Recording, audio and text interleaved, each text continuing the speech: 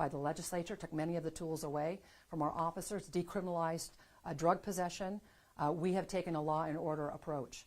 So we stood up a violent crimes task force last year to address the prolific violent offenders. Since that task force has been in place, we have arrested more than 4 dozen prolific violent criminals. We also joined the region in a gang task force that addresses the gang activity, the illegal drugs, weapons that come into our community on a daily basis as well. And we have been advocating at the state legislature again this year to get some of those tools back. One of those is pursuit.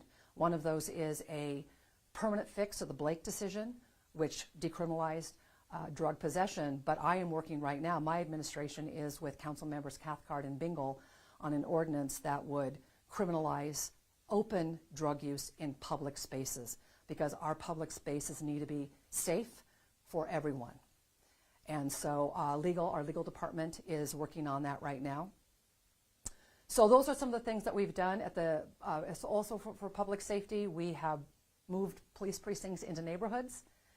The neighborhoods that have asked for more police protection, we have done that. We have changed our staffing model at the police department to increase the number of officers on each patrol and assign them specifically to a section of our city so that they can have more investment in those cities, get to know the people in the neighborhoods, the businesses who are operating in those neighborhoods, and also to provide a truer form of community policing in our city.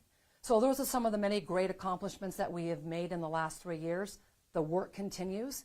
We have a lot more work to do, and I'm excited to get that work done in my next term. One of the things that we're working on right now when it comes to housing and homelessness is a regional homeless model.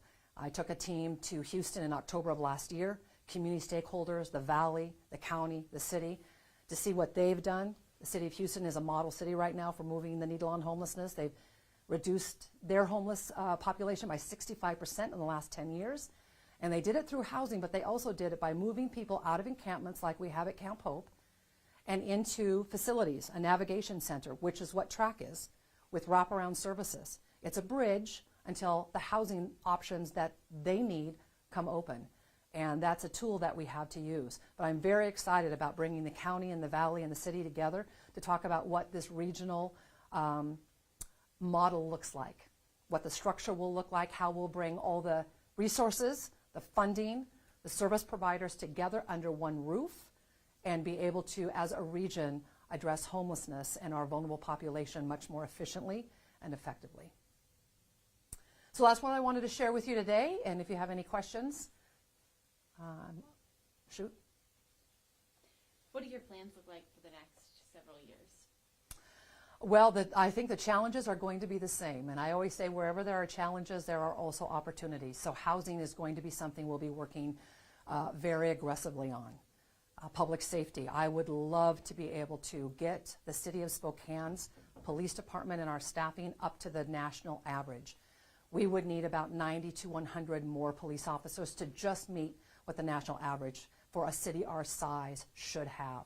So that's something I'm also advocating right now at the state legislature, is for more funding directly to cities to be able to increase the number of people on our police force, a better recruitment of our police force, and also some incentives to retain, because those are the two biggest challenges we have with police right now, is recruitment and retention. Moving ahead on that regional homelessness model, whatever that looks like. That's not something that happens overnight. We've just entered into a 90-day commitment to have conversations with our regional partners, and then the formation of whatever that looks like. So that will be something that we'll be working into the second term. And economic development, as we're coming out of the pandemic, our economic recovery. One of the things that I did right in the middle of the pandemic was create a new division within the city, within City Hall, and that was a community economic development department. So I hired a director, and they're doing fantastic work to make our businesses more resilient. We have 10,000 businesses in the city of Spokane. They are the lifeblood of our economy, and we need to do everything we can to support them. I certainly did during the pandemic when I advocated to get our county open and get assistance to them as they struggled. And so we need to do everything we can to have a thriving economy. I have a question. Camp Hope, I think, is going to be something that we might talk a lot about during this campaign. As we have for the last year or two. Also, Yeah. just continuing. So when we talk about Camp Hope, there's roughly 70-something people there left. If you are elected to another term, what might you do to create a situation so we don't have another camp like that spring up anywhere else in our city? And we are in conversations with the state regularly, just met with them again yesterday. We have weekly meetings with the Department of Transportation and the Commerce Department on how we can move the remaining 78 or so out of that encampment, and how we can close that encampment and make sure that we don't see any more pop up, especially as warmer weather comes on board. I'll just tell you one of the concerns that I have with the way Commerce has addressed this issue. They have provided $24 million to Spokane County, but we haven't seen very many results. So the solutions and the policy out of Olympia throws money at the problem, but we're not really moving the needle. So one of the things that we saw that was very controversial was $14 million directly allocated from Commerce to a nonprofit to buy a hotel at the top of Sunset Hill. Without any engagement with that neighborhood. No one listened to that neighborhood. I've met with the West Hills neighborhood 2 different times, but our Commerce Secretary refused to. And with $14 million, we have 69 individuals housed in that facility. That's a lot of money for 69 people. And I don't think that that is a solution moving forward. Track, I'll just tell you, has seen more than 300 individuals on every single night. About 150 of those are from Camp Hope. And that's not that's a fairly expensive endeavor as well. But again, that shelter is just going to be a bridge until we get more people into housing. But I don't know how that's sustainable. I don't know how the Catalyst project is going to be sustainable. I don't know how that's going to be funded past 2023 or 2024. I don't know if the state even does.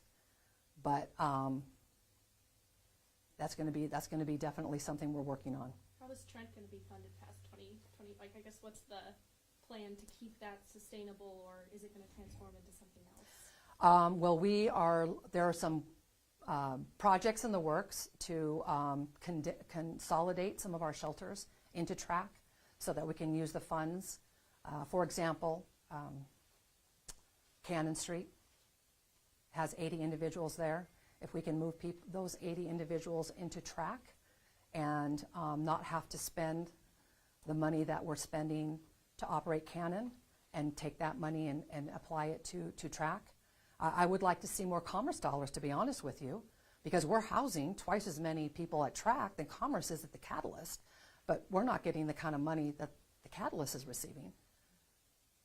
I haven't heard an update, but is there indoor bathrooms yet and those kind of things that we're waiting for? Well, we have plenty of restroom facilities and shower facilities. We would like to get to the point where we can offer those indoors. And so we're working on ways that we can fund the renovation of that facility so that we can have those amenities as well as a kitchen. Because that would definitely drive down the cost of operations as well. It's very expensive to have the porta potties and the traveling showers and everything that it takes to keep those clean and operating, rather than have that infrastructure in that facility. I guess one more question, is Catalyst a bad, because I think transitional housing, I think eventually those people are going to move into, the point is to move people into an apartment and then a new batch of people is that a bad project that we shouldn't do, or just bad in that neighborhood, or? Well, I think when you, as I've learned, when you are putting shelters or transitional housing into neighborhoods, you really need to be engaged with that neighborhood and listen to the neighborhood. I think the process was flawed in that Commerce gave the region 30 days to come up with a plan to house 600 plus people. That is absolutely unrealistic. And so we got to this place because there was really a lack of process or a flawed process. That neighborhood should have been engaged in that conversation, and that's why you've seen the response from that neighborhood today. Speaking of the former Commerce Director, I'd like you to address 2 criticisms from this morning's campaign announcement, if you wouldn't mind. First, Lisa Brown had criticized what she believed was the rhetoric coming out of your administration. Specifically, she called out conflict with council, conflict with the state, and conflict with communities of color. Could you address that, please? Sure, I would be happy to. Conflict with council. We have had wins We have lots of disagreements, but we have been able to lean in on what we agree on. Boca is a perfect example. 7-0, great collaboration between the administration and the council. We got that passed, and we're going to make that permanent. But there are a lot of other things that we do not agree on. So yes, that presents conflict. Conflict with the state. I represent the city of Spokane. And when the state comes into my city and tells me how to run things and how to address things, but leaves me out of the conversation, does not engage with me or my staff, or doesn't even give me the information that I need as a mayor to address these issues, yeah, there's conflict, and I'm going to be sticking up for my city, because that's what I'm supposed to do. I don't know what she's talking about when she's talking about people of color.